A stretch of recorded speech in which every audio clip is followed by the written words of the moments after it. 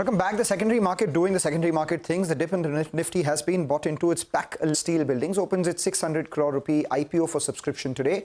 Closes on the 21st of August. Of the 600 crore, remember 400 crore is an offer for sale and 200 crores is a fresh over 2 lakh tons per annum. And also your order book stands at around 11. Those two accounts, I just wanted to know what are the kind of order inflows that you're targeting for the next couple of years, Bates? And secondly, at peak utilization, what is your revenue likely to be? Hi, good morning. Our business, the cycle time of the order execution on an average is about 8 months. And therefore, a very large order book is not really something that you see very commonly in our business. So an 8 to 9 months order book is quite strong. And as we go along, we look at our order book becoming far more stronger and far more capable of fulfilling the capacities that we are going to be establishing going forward at Andhra, as you must have seen in the objects, and going forward in west of India. Manish, good morning. Thank you for joining in. And I wanted to ask you, staying with the order book itself, that most of your orders, the orders that you get are from repeat orders. Almost 81%, as if I am correct, for FY24 came from repeat orders. Do you see that number sticking to where it is currently? Because you've highlighted this as one of your risk factors, that this is a repeat order. A lot of those are concerned. So do you plan on bringing that number down as you go forward into FY25? So see, again, I would like to clarify what repeat order means. Interarch is a 40-year-old organization, and repeat order classically for us is anybody who has placed any order on us in last 40 years, we count that as a repeat order. So quite obviously, a repeat order for Interarch is not really the same customer ordering every year or every month. It could be a Reliance who ordered us some false ceilings 30 years ago and ordering, their solar manufacturing plants now is counted as a repeat customer. So repeat customer is classically in our business termed as somebody who has ever bought anything from Interarch in last 40 years. So to that extent, it's a classical definition, and we have a very strong customer stickiness, and we expect this to remain the way it is, and our order book remaining as strong as it is, even better. Let's talk about numbers then, and maybe we'll try and get in Deepak in as well when it comes to the business performance and the outlook, or rather Gautam in as well. Gautam, the last few years, you all have grown fairly well. The revenues the last year have grown above that 1100 crore mark. The industry itself, as per your prospectus, is likely to compound between 11 to 12%, become as big as 33 to 34,000 crores by FY29. What is the kind of market share that you're targeting by FY29? What is the growth that you are likely to, display over the next 4 or 5 years? And as that happens, what are the kind of margin levers that you have? You're still at around high single-digit sort of margins. So margin improvement and overall growth aspiration for you, if you could give us a sense on that. Thank you.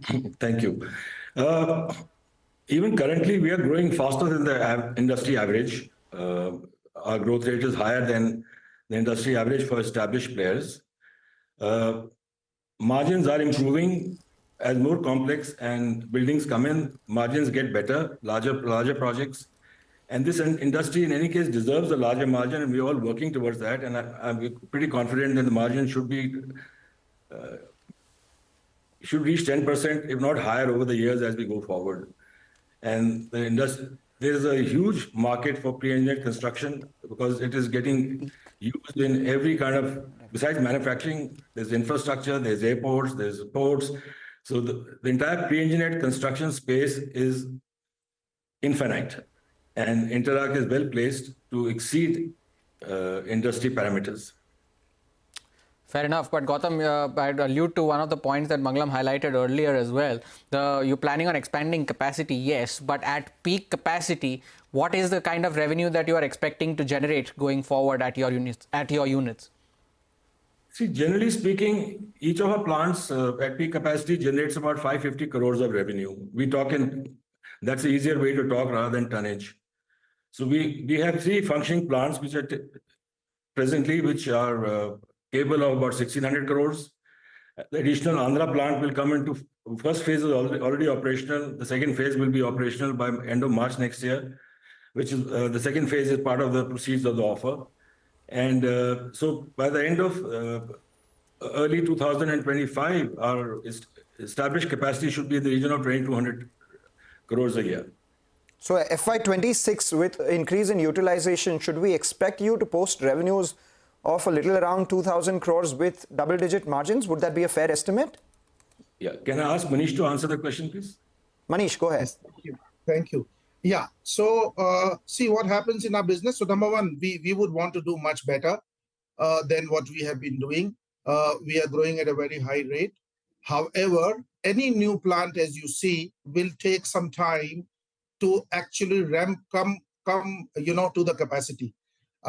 And we are also trying to add capacity by line balancing as part of the objective of the offer in our existing plants also.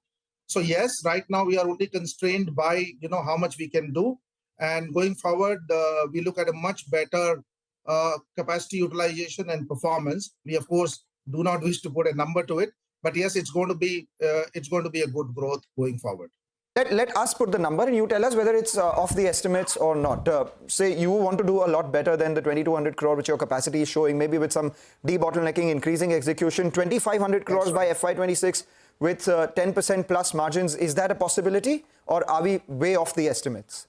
I think that is certainly a possibility, all going well, because we are working on the internal efficiencies also. But yes, we like to grow cautiously. And therefore, right now, the external environment is supporting. And with our capacity coming on stream, there is no doubt that those kind of numbers are certainly a possibility. I wanted to ask you about your product mix, both Manish and Gautam, whoever wishes to answer this. Your industrial business contributed to 68% of your top line this year compared to 80% last year. Do you see that number increasing, decreasing for the industrial to non-industrial ratio? And also, if you could share the margin difference between the two businesses as well. Of our business is industrial and infrastructure. Industrial is all manufacturing. We are in all kinds of sectors. We are industry agnostic. Infrastructure currently is primarily warehousing and distribution centers. We are also moving into data centers. We've done data centers. We do trying to get this into the possibility of doing high-rise building, which are also picking up in the use of steel in high-rise.